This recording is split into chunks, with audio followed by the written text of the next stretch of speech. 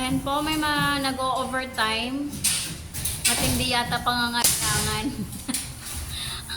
Hoy, magrasya. Ba't ka nag-o-overtime? Natapos agad. Wow.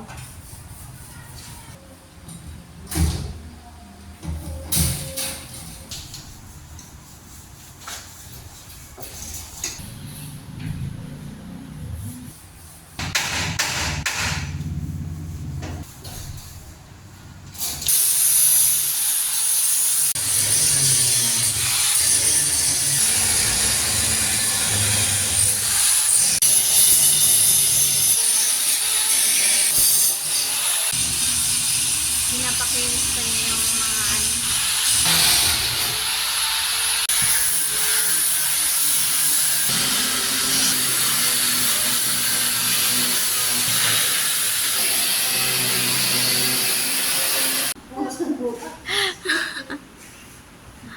Ayun na, punasan pa niya.